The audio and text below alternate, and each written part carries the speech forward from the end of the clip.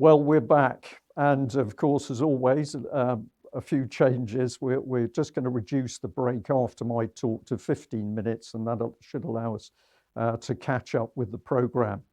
Fingers crossed for everything else.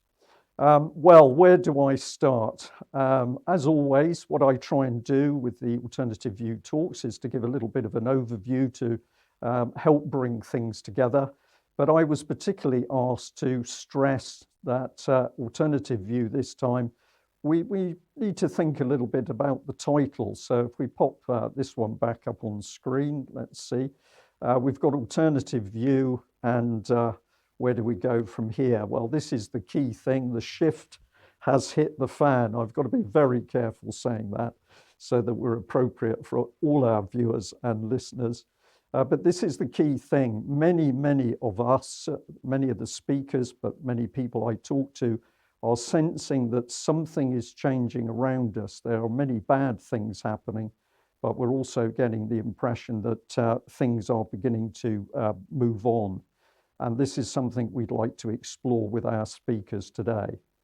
So where do we go? Well, let's bring the man back on screen. And I like to call Ian the Ian R. Crane because this is the truth of the matter. And I'm going to give my personal tribute to the audience today by saying that we're here at this very moment because one man, Ian Crane, decided to create an event called Alternative View.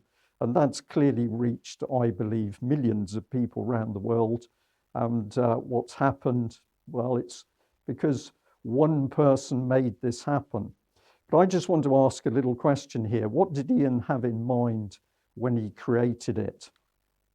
And Nicola has already done a great job with this, but I think it's an important thing to express again. Alternative View is an event to bring speakers and listeners together to explore, I think, truth and opinion. And I thought it'd be a good idea to put a bit of substance to that. So I used a very old Collins English Gem Dictionary, and I had a look at what alternative meant.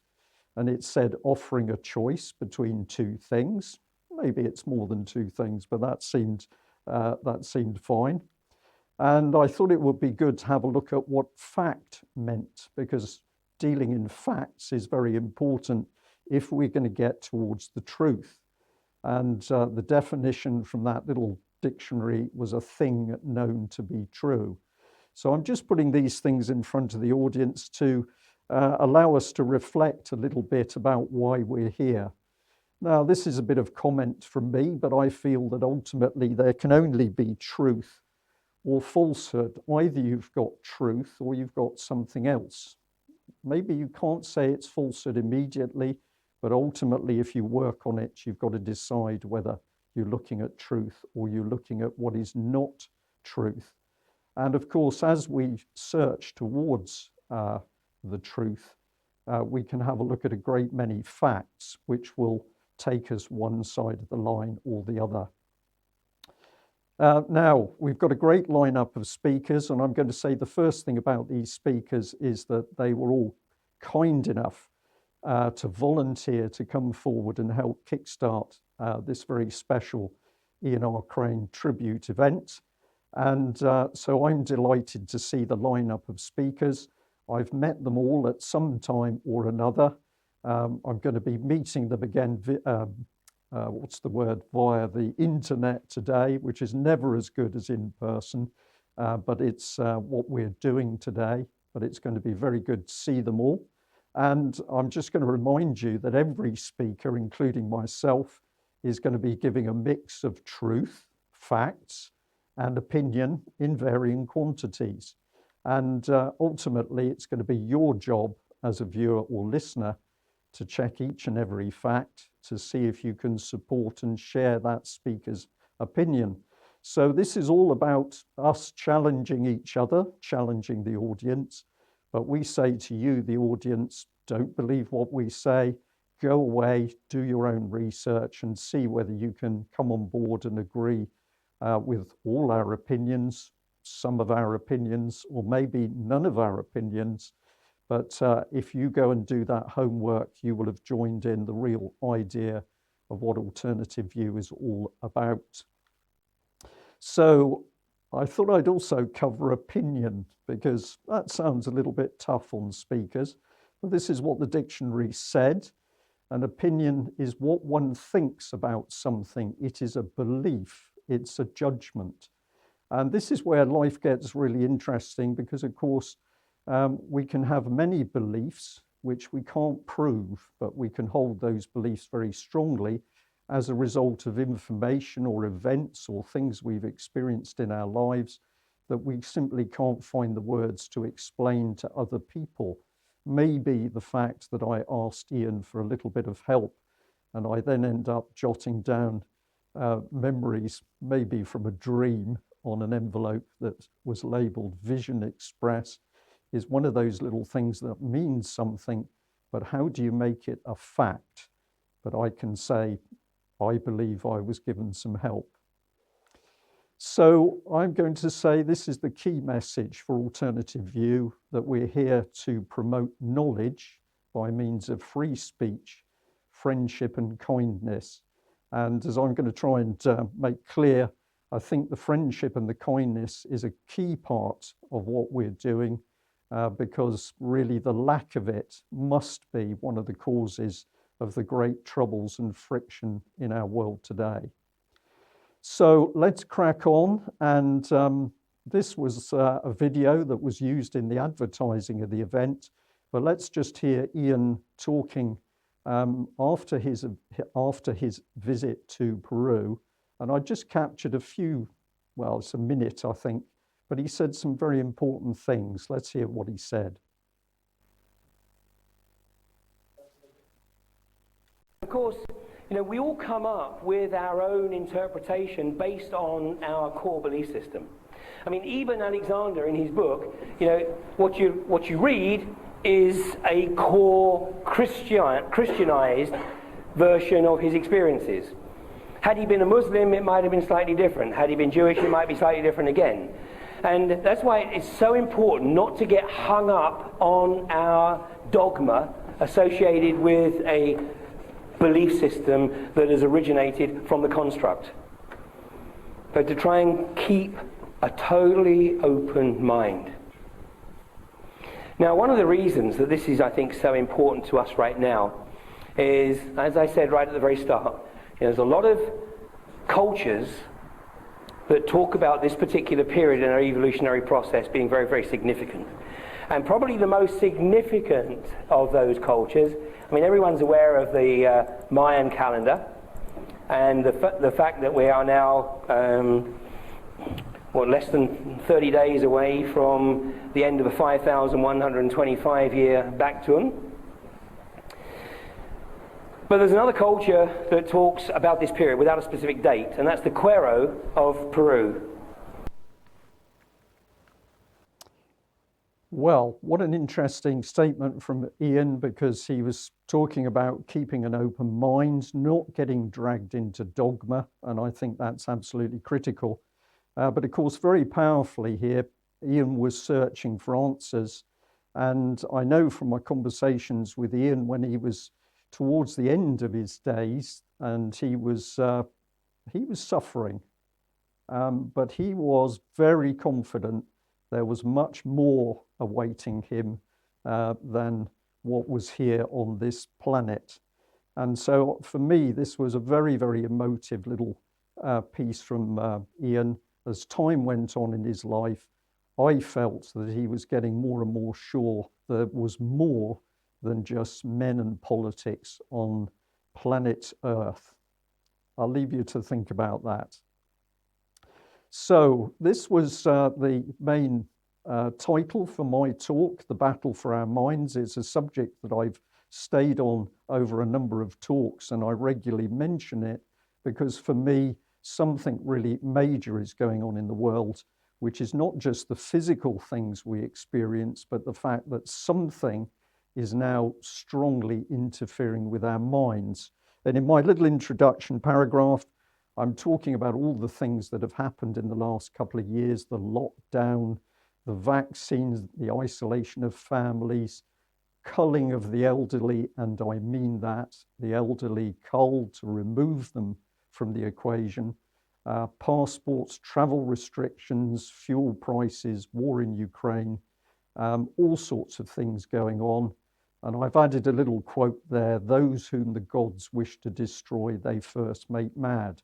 And we are seeing a sort of madness descend on the world, which is causing a great deal of stress for many people. So let's dig into that and see what we discover, or maybe what I can help you discover. So here's the world. I've chosen a particularly interesting view of the world.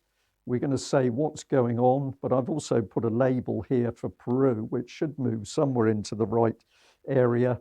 And I've done that because, of course, in the West, we very often neglect the fact that there are huge areas of the world with millions of people who believe things very different to us, but their opinions and beliefs should have equal status in the world. So I just want to remind people that Ian's visit to Peru, which he visited, I think, in 2010, made a big impact on him. So let's shrink the globe and focus on some of the key events and agendas. And where does that take us? Well, let's put a few on screen. And as these appear, I'm wondering what the reaction of the audience is, because some of them are absolutely obvious and some of them perhaps we need to pull out a bit more. But number one I kicked off was the wars, because we never seem to be in this planet without wars. We've got the pandemics and the disease. Apparently we've got climate change. We've certainly got economic breakdown. And of course, people are beginning to notice this throughout Western Europe and the USA as economies break down, businesses go out of business and people lose their jobs. We've got a destruction of culture, and I think this is worldwide, but it's particularly advanced in the West. We've got the potential, well, not the potential, the factual changing of human beings, transhumanism. I've chosen the technotronic age as another label here. And really, this is for Ian, because of course it was Ian that constantly mentioned the technotronic age, because after reading Brzezinski's book, Ian was convinced that either the man had a crystal ball or he knew exactly what was going to happen in the world. Are we moving to a one world system of government? Well, Ian believed that, I believe it, and I believe a great many of our speakers also believe it. You will hear today. And as part of that one world system, I firmly believe that the drive is for a one world religion, which will collapse true religions and bring us into a much darker place. And lastly, at the top of the hour, as it were, on the globe, we had the psychological attack. And of course, this is the meat of it, because these changes are being made by the help of some pretty malicious psychology. So I'm going to add one more label. Sorry if we can pop that one on screen, it's bottom left. But of course, most of these things as they're happening are inducing fear in people. And fear is such a terrible thing because it can paralyze us, it can stop us thinking, it can stop us acting. And I think the evidence is there that these changes in the world are being done on the back of fear, at least many of them are, and that is in order to literally paralyze our minds so that we don't react, even when things come in to play that we know are wrong or bad for us or wider humanity. So let's just very quickly expand those key headers. And the wars is an easy one because, of course, all of us can remember the terrible things going on in the world. We still remember the world wars that our fathers or grandfathers fought in. But in recent times, it's everywhere. Iraq, Libya, Yemen, Syria. We've now got Ukraine. But also, we've got the complete hype, ongoing hype of wars between Russia and Europe itself, or we've got wars apparently coming between the US, Russia and China. And of course, for the maximum fear value, the media must be talking about nuclear war. So this is reality of our world. But would the average man or woman want a war in the world? Well, in my experience, the answer is no. It doesn't matter the nationality or the religion or none. People just want to get on to their lives. So who creates the wars? We've got pandemics, and my goodness, I could have covered a whole page on these, because we've got flu, we've got COVID-19, monkeypox, HIV, polio, tomato flu, you might not have heard of, but it's apparently a real label, and this is because of the little red spots that you can get on your body, Ebola, Marburg, and then we're getting Victorian diseases apparently coming back in, TB, cholera. We've got the cancer problem, we've got mental illness, and what are we learning, and what are we being told? That humanity is sick and dying, apparently. Let's do the next one. There we are, climate change. Well, the world is going to really fall apart. Rising temperatures, melting ice, rising sea levels, drought, flood, fires, famine, cold. Oh, cold, falling temperatures. So I'm teasing a bit here, but of course, the reality is that the message from the elites in the world are that we must believe in climate change. But what it appears from many of the world scientists and experts, a great many of them, is that the climate change agenda is a lie. I share that opinion, but of course, what is that climate change doing? It's creating fear and anxiety and uncertainty in many people. Where is the next one here? Economic breakdown. Well, I don't think I really have to say much to the audience about that, because you're living it. Every time you top up the car, you're noticing the difference with fuel prices. And we already know that businesses are closing, and all the key words are now being used by the so-called economists. We've got inflation, we've got hyperinflation, we've got stagflation, we've got the unemployed, the wageless, we've got minimum wage, and in comes the bankruptcies, which are producing homeless, destitute people, and tragically suicides. So even the economic breakdown and the rumors of economic breakdown are yet again another attack on people's minds. We've got the destruction of culture, and this is happening worldwide, the West being particularly targeted, national identity and history erased. Women are really old hat, because if you look at what the press is doing at the moment, we can't define a woman. If we can't define a woman, they don't really exist. This is very dark stuff. Liberalism, we're told, is a good thing, but we see liberalism destroying the West in particular. And I've got to say that if you go back, sex, drug, and rock and roll was part of that, although at the time many of us didn't realize that was what was being peddled to us as the young public. We're celebrating diversity but making people the same. The gay agenda is now being used for another agenda, so that within the gay agenda itself, if you're a lesbian, you're not welcome. If you don't know what I'm talking about, you need to research each of these things, do your own research, and you will find out that this is happening. It's real.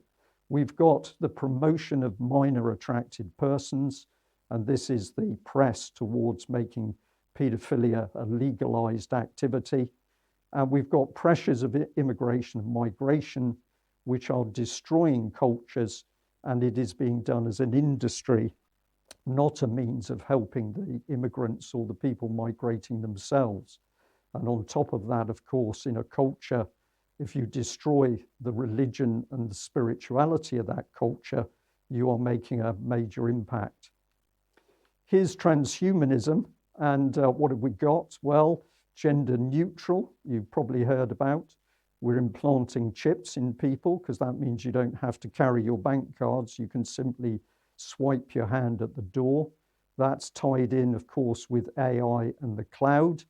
But what's coming very quickly are medical devices, which are going to sense the body's activity and report back into a centralized system. I'm not making this up. This is happening with the NHS in England as we speak. Please check it. We've got the development of robotics, but we're also looking at cyborgs. We are editing genes. We are clearly cloning. We are boasting about our ability to grow babies in the lab or flesh in the lab. And we've mentioned the culling of the elderly. We want the old generation gone, because what the plan is for new humans under transhumanism. And if you're thinking this can't possibly be true, please go and check. I just have 60 minutes today, so I'm trying to point you in the right direction. We should go on to one more. Here we are. This is Ian's Technotronic Age. And I'll mention the book again in a few minutes, but look it up, Technotronic and Brzezinski on the internet. And what are you going to be seeing? Well, the march through high technology, internet, computers, smartphones, Zoom meetings, chips, 5G, facial recognition, digital currency, virtual reality, Second Life. That's a very interesting one, where you play a game where you assume a new life within the computer, and within Second Life you can go on a computer to assume a third stage life, very dangerous for minds. We've got the Internet of Things, to which all things and all people will be connected. We've got health wearables. These are the sensing devices I've mentioned. We've got brain-computer interfaces, and ultimately we've got manipulation of the brain. All of these things reported now on a daily basis in the world, they are coming into reality. And where does this lead us? Well, this is the key point. It leads to this one world system. It's often referred to as the New World Order. You may hear talk of a rules-based international order. That appears to be the same thing. That's what the evidence shows. We've clearly got a number of key organizations working at the development of such a world government system. The UN is key. UNESCO is key. The World Health Organization is key. And certainly the World Economic Forum is very powerful. But there are many other organizations hidden in plain sight. The Trilateral Commission, the Bilderbergers, the Council on Foreign Relations. We've got the Club of Rome, secret societies or quasi-secret societies. You can find them on the internet, Committee of 300, but you can't really see what they do. We've got Bill Gates and the likes of Bill Gates, who are wielding immense power to implement, in particular, global vaccinations as a global policy. But who is this man? Completely untrained, unqualified. We're now hearing about global NATO. So NATO isn't simply to protect the West. It's now going to be a global military policing system.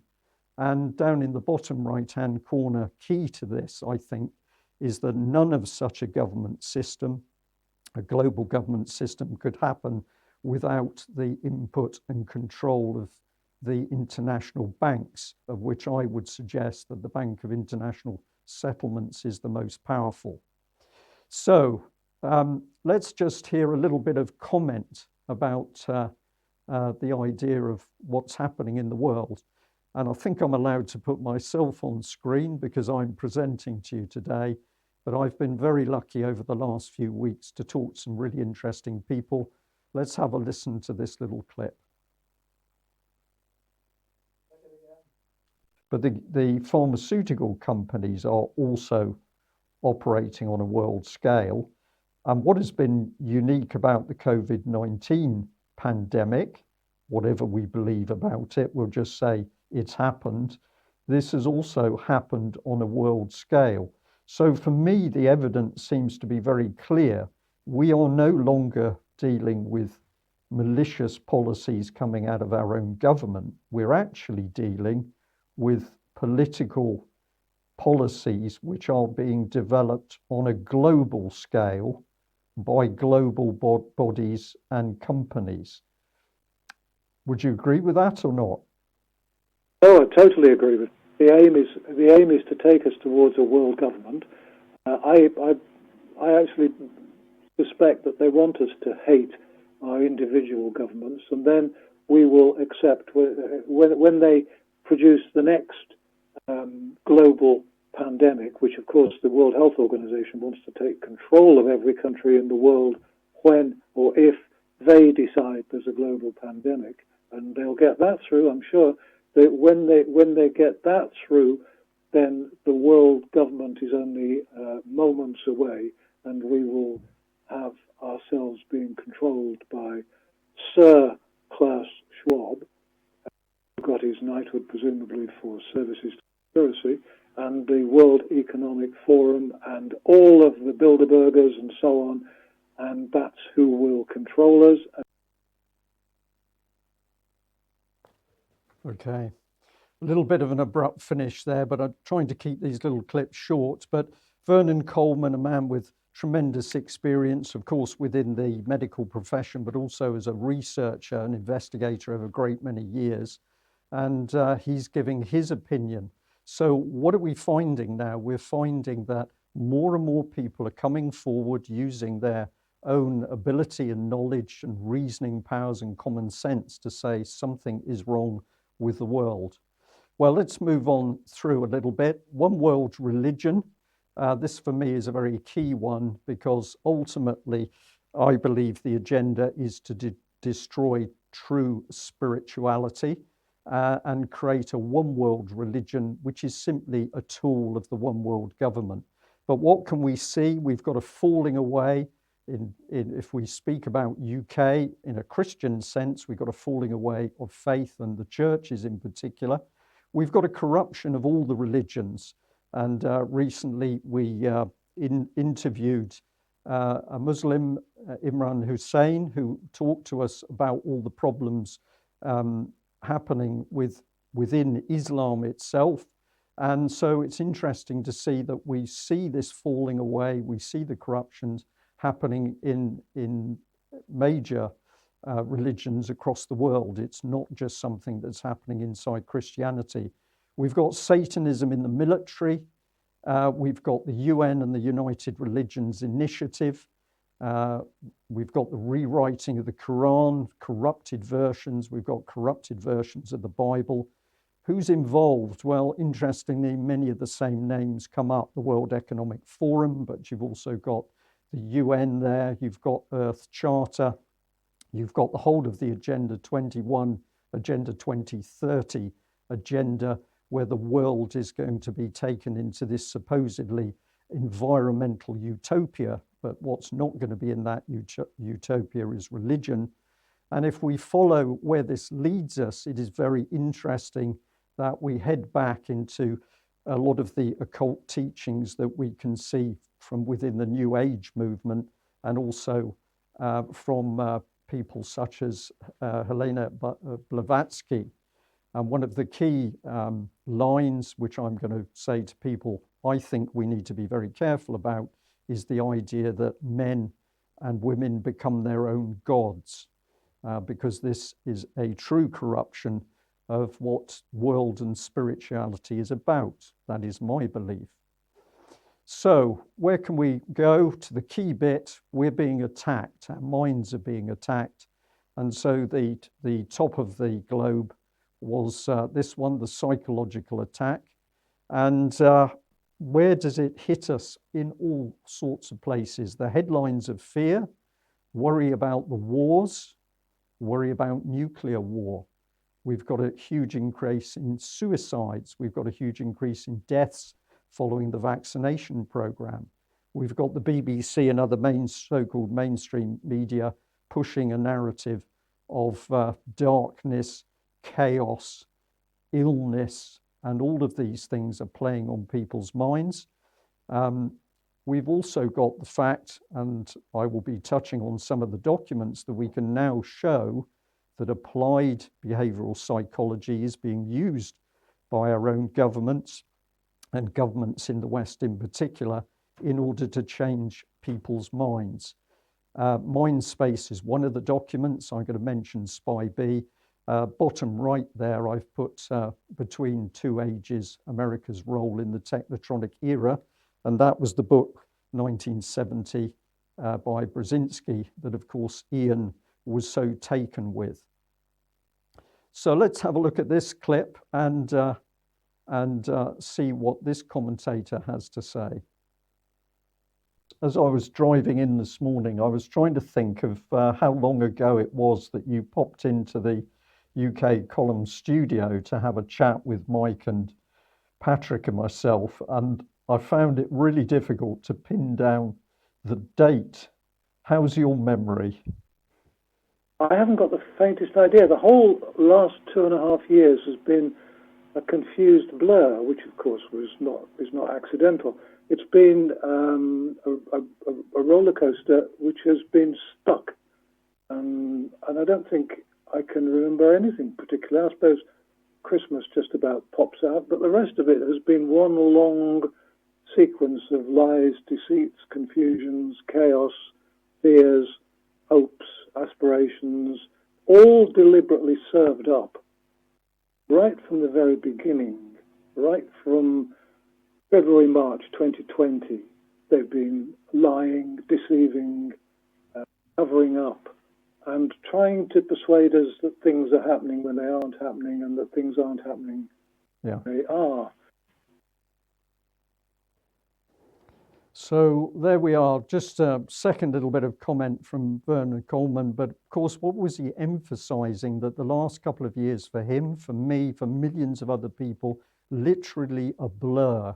And it seems a blur because of everything that was done to us, the lockdown, the chaos, the confusion, the bombarding with messages about the pandemic and lockdown and the vaccines, to the extent that ultimately many people can look back and think that the time disappeared.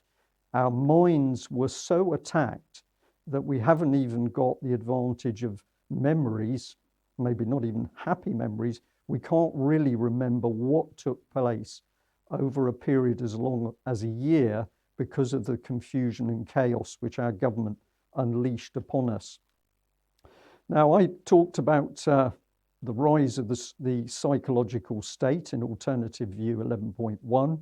And I'm just going to say that as part of my talk today, if you're somebody who's new to Alternative View or new to me or new to the subject, if you go and have a look at that one, you will find me talking in a lot of detail about how the psychological state works, what it is doing, what documents you need to look at. So today I can't do that because I'm trying to give a very short overview and a little bit more personal comment on how I see things happening. But I just want to draw your attention to those previous talks that I've done.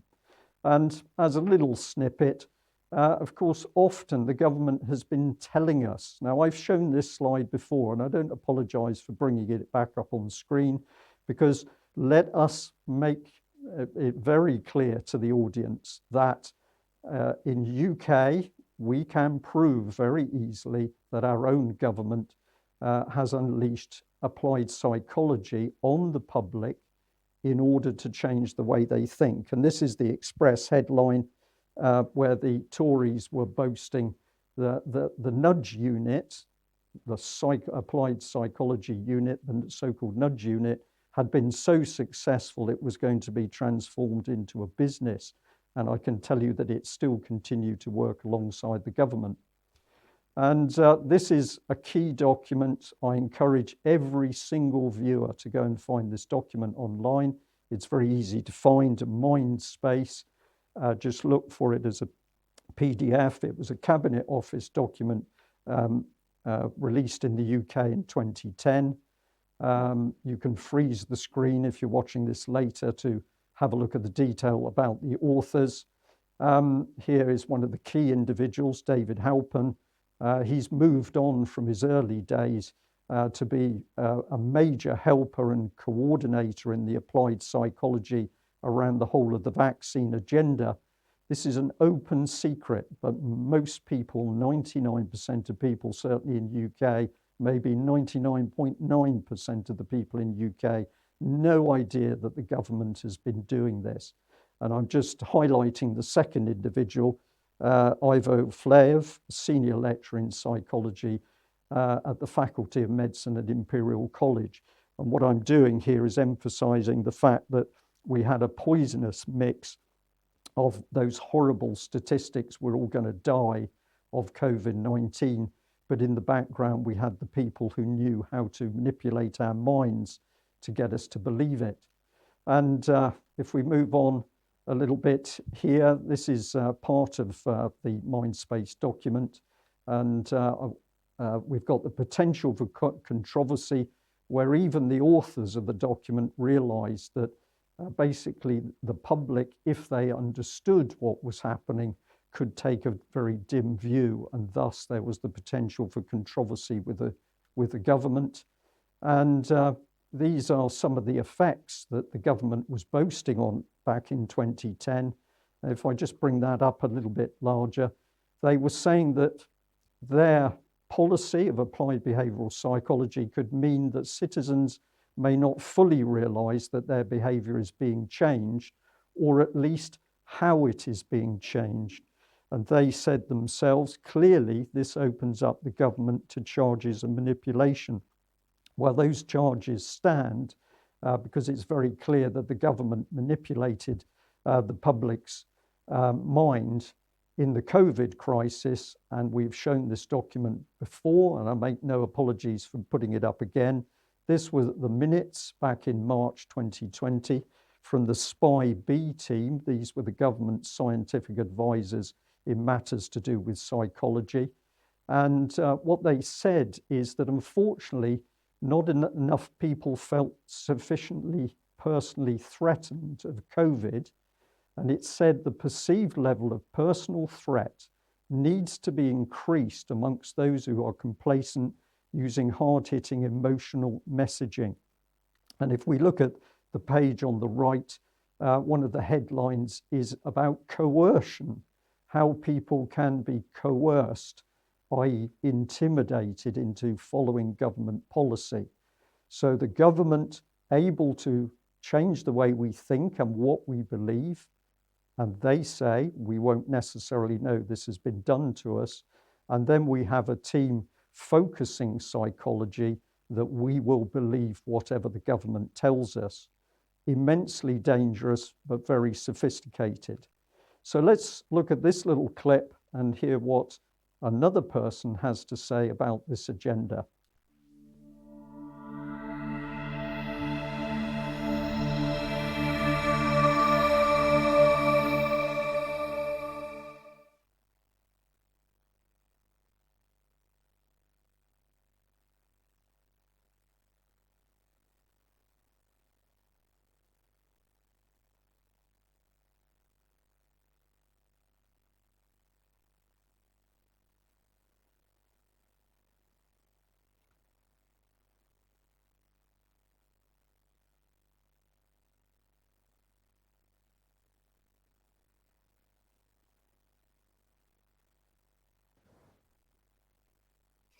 Now, I'm going to say straight off that I'm fascinated by the vehemence of the backlash against Richie. He's obviously said something which has upset the establishment.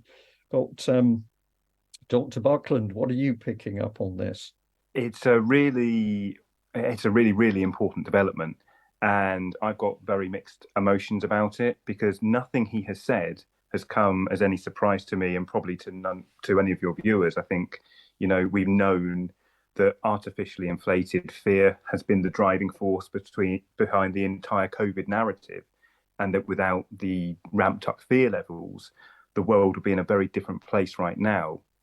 But what he has said has vindicated everyone who has spoken out over the past 2 years. And I think it's really important to acknowledge that speaking a truth when it's unpopular takes so much courage. You don't have anything to gain. You've just got everything to lose, whether it's your job, your professional standing, or your relationships. It's been really risky for people to stand up and tell the truth.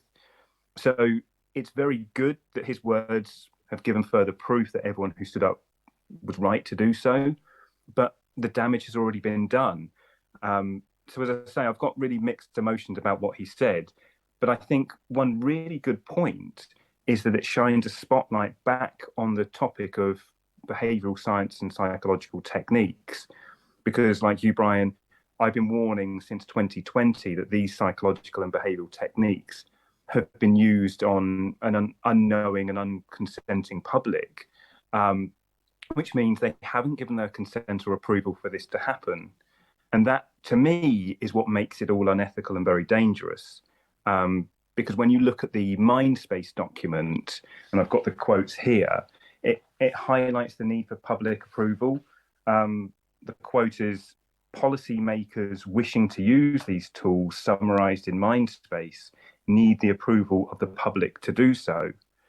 And we see a similar statement in the book called Inside the Nudge Unit by Professor Halpin, who's the chief exec of the Behavioral Insights team.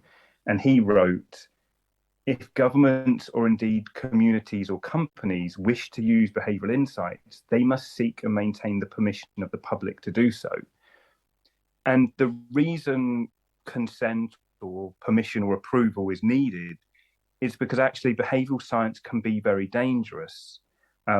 We've got an example from an all-party parliamentary group report on the Morse review into the loan charge from 2020, and one of the recommendations was for an independent assessment and a suspension of HMRC's use of behavioral psychology / behavioral insight in light of the ongoing suicide risk to those impacted by the loan charge.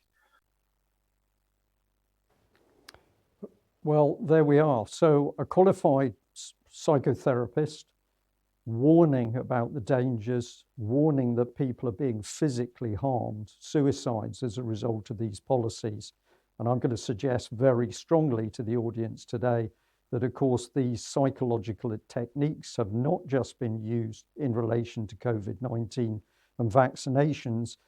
These techniques were running before 2010 and were covering every area of government policy, whether it was tax, whether it was to do with the NHS, whether it was to do with training of the police or the military. All of this unleashed without the public being told, which even their own documentation, or at least some of it, said the public should be aware of these techniques. So a professional speaking out, I'm able to give you one today, but in fact there are many. We're all, of course, limited for time. But let's just remind ourselves of, if I can get this one up on screen, the next slide, which should be, here we are. This is back to Brzezinski. And what did he have to say? A quote from Between Two Ages.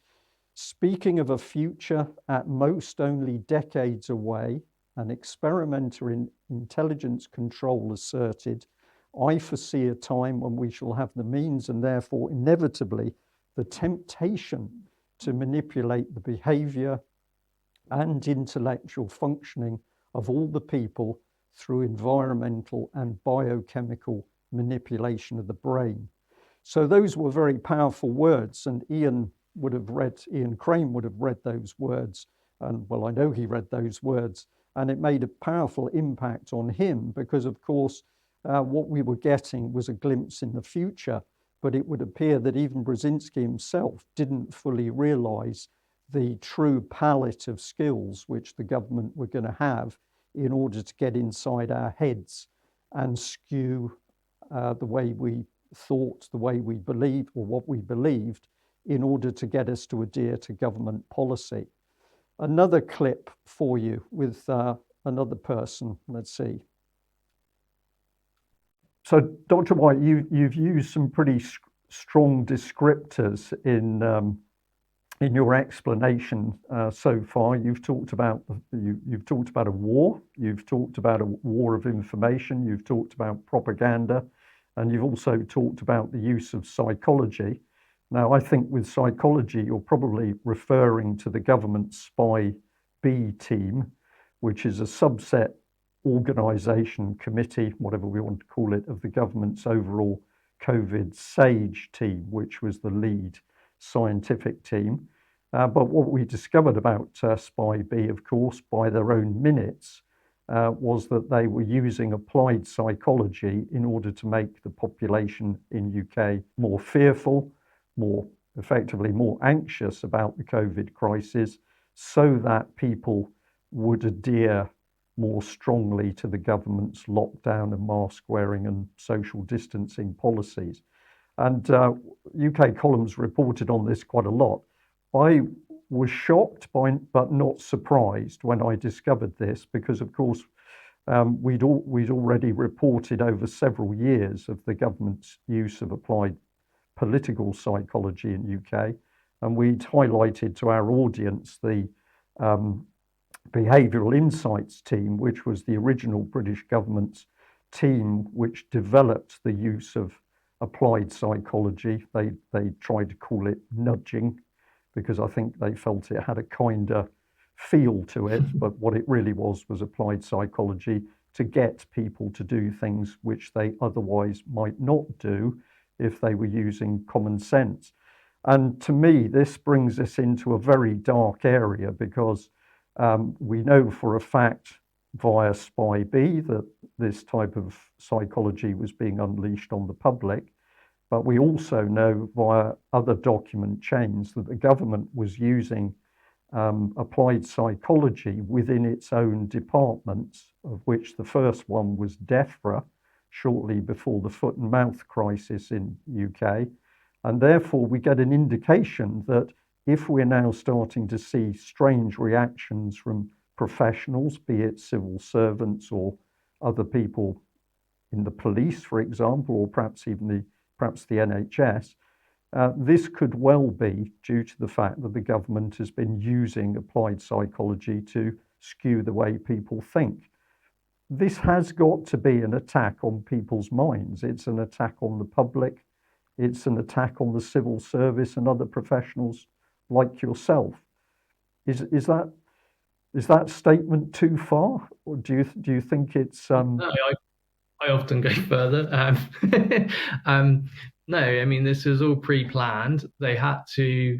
I mean, I'll give you an example. A lot of people talk to me about, have they even isolated it, the virus, and we've got one member of our team and one piece of evidence, for instance, that was submitted to the police, where we had over 150 international institutions who were unable to provide evidence of isolation of SARS-CoV-2. Okay. What I'll say to people is that didn't matter. They didn't need to isolate it. They didn't even need to prove it existed in any way. They just had to create the fear that it did. And that's what this is about. Okay. And that's why the mainstream media immediately switched to, whilst some saying the hospitals are empty by and large, they immediately switched to having these daily conferences to amplify the fear. And one of the clever things they did, if you like, is determine that the fear or risk was equally applied across all age groups and demographics. And it's not. It's very clearly a condition which does discriminate against those who are frail, elderly, have multiple medical comorbidity, significantly low vitamin D levels, for one. It's not something that affects young people. It's certainly not something that affects in any statistical, meaningful way children. And yet they've had to use this fear narrative to terrify parents into subjecting their child to an experimental injection, which, behaves in every way like a toxin, like a bioweapon, if you like. Well, what more can I say? The use of applied psychology to deceive your mind so that you do something you might not have done if you were fully aware of the risks and benefits. But worse than that, it's something you then inflict on your child because you're not able to think for yourself because the government has got inside your head. This is reality, and this is not something that's popped up in the last few years. This has been happening for a very, very long time. But in recent years, and I'm going to say particularly the last 20 plus years, the techniques very much more sophisticated. And of course, they can be drilled into people's minds via the very wide mainstream media, which the BBC's got to be the worst as such a vast global media outlet, but also, of course, through social media. So where do we stand? I had to put this one on screen because it always makes me smile. I am sure that this family is a lovely family, but here they were clapping for the NHS. The NHS was doing a great job unfolding the government's applied psychology fear agenda, and these people totally unaware, completely innocent as to what was happening and what they were doing. They thought they were there to support many good people in the NHS doing a good job. The reality was that actually they were just being used as tools to allow the government to put its twisted psychology into our minds. Now, Peter Hitchens, I've had on screen before, and I'm using him again because he's a well-known columnist from particularly the Mail. He's respected by a lot of people. He's got an interesting history because he was interested in communism at one stage, and then he said it came good, so he starts to see the other side of the coin. But he said some really strong things. We'll never get out of this now. It will go on forever. We'll not be free people again.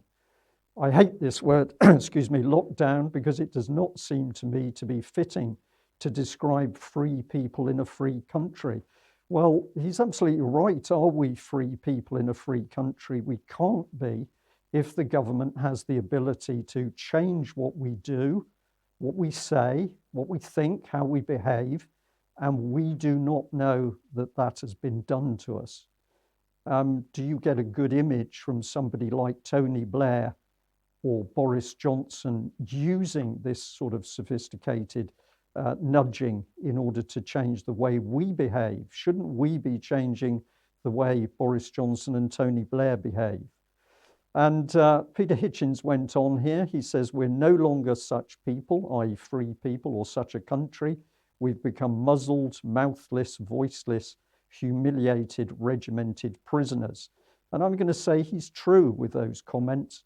But this is where we have a good event today, because we are part of an event with a great many people sharing information to actually do the opposite, to take off those muzzles, to speak out, to gain our voices, and to say, no, we're no longer going to be those prisoners. So I put this comment against Peter Hitchens, and for me, this is a very important one. Peter doesn't understand yet that what he's describing is an antichrist society. So what is being built in this country is a spiritual country, but the spirit is certainly nothing loving. This is to do with a malevolent agenda. And if you delve into those One World Religion documents, you have a look at the United Religions Initiative, you will discover that the evidence, to my mind, points that we are heading towards what can only be described as a satanic one world religion. We've been warned. So a little bit more commentary before I close. Let's have a listen to this particular clip. To do, what do you think the audience should do to get involved and help? It's very difficult. I mean, overall, I'd like people to open their eyes to what's going on, and what's going on with this and with climate change and with many other things. I would love them to see the manipulation that's going on, but it's quite hard because it's like coming out of hypnosis, and it's not easy, as you probably found. It isn't easy to talk to people who believe in the jabs because they fully trust the government, they trust the medical line, but also, I suppose, they trust themselves because they've had them and they've believed in it, and they don't want to hear that A, they don't work, and B, they could cause harm. So, you know, if a psychologist would tell you it's very difficult to talk people out of a state of belief. But that's what we've got to try and do. And what we've tried to do in the film is do it by showing examples, as you've just seen. It's not an easy watch, but I hope it's a powerful one, and I hope it's an effective one. Okay, Mark, thank you very, very much for joining me. I would like to say, this has just come into my head, but to end, would you be kind enough to read us out the Ofcom statement again?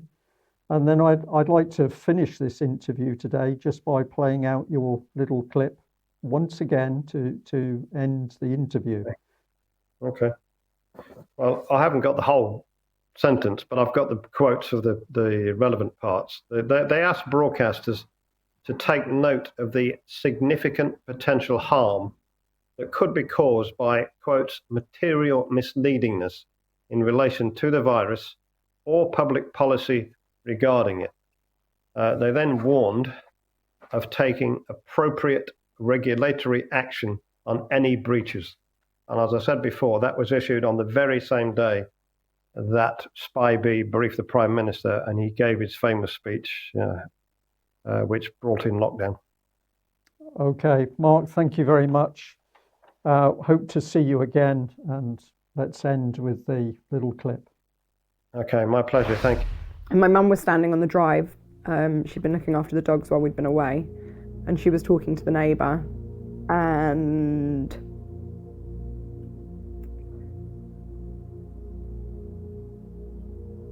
I remember getting out of the car and I burst into tears and I said, please don't be alarmed at how I'm walking. And it was then I really realised, I think after the tremors on the Sunday, that there was something seriously wrong. And I'd been fine up until, like, I'd been healthy, perfectly fine up until the point of me having my second vaccine. Breathe. Okay, come on. I don't want.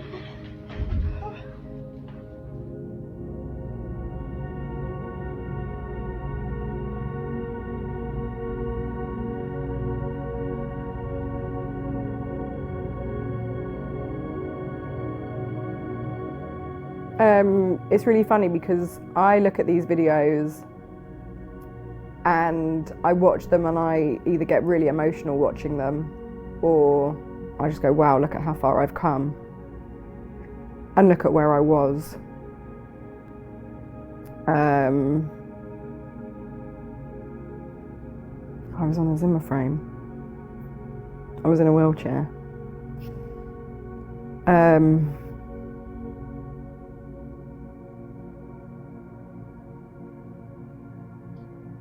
I kind of feel like I'm looking at somebody else sometimes. And not me.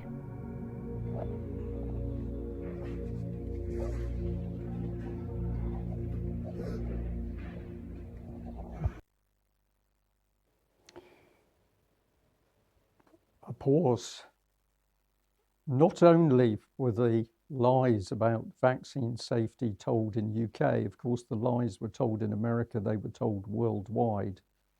And this is a key piece of evidence, for me at least, to show that policy is now being enacted on a global scale. Why? Because a global government system, a malicious, pernicious, wicked government system is installing itself, which has no regard for the health and safety and well-being and spiritual well-being of people. In fact, I believe it hates us, but that's for another talk. But what a brave young lady, and that leads us really to the key issue for this AV12. Has there been a shift? Has a shift hit the fan? Well, I think there has, because I've shown you several clips. There are hundreds of people, there are thousands of people also speaking out. I've just selected a few. But to me, what's indicative that a shift is taking place is because we're now seeing so many different people from so many backgrounds, many, many more professionals from many different countries coming together to speak out about what they regard as lies and misinformation from their governments or scientific advisory bodies. And what are they doing themselves? They're warning people with facts and information that as to what the truth is. So I think a shift has taken place, but unfortunately it's taken a major and severe event to shock people, jolt them awake, to break some of that mesmerism, to get them to tell the truth. One last clip.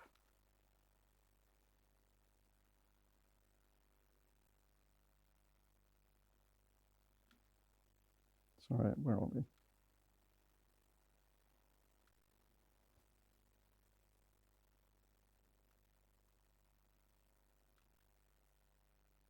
Government that's using applied psychology to make people stressed and anxious to follow the very things which you describe are making people ill or sick or they're dying.